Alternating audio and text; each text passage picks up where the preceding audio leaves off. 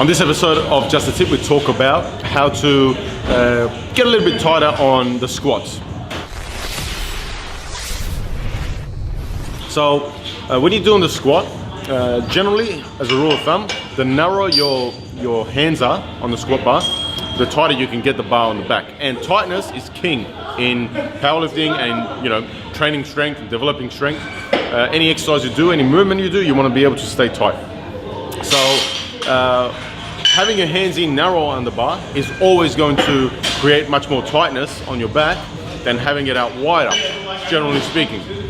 The only drawback is that going narrower will put more pressure on the wrist, on the elbows, on the shoulder. So it will depend on your own mobility and flexibility in the shoulder and what kind of a health your elbow and wrists are in to be able to do it. Also, where your bar position is going to affect it as well. If you're a high bar squatter, you can go narrower.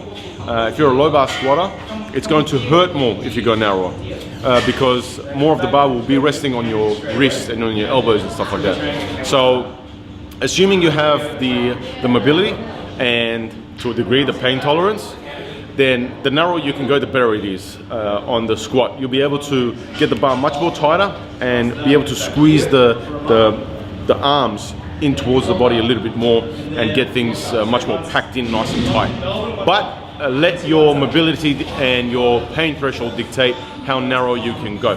You might need to slowly inch your way in rather than just going from this width to like this width straight away.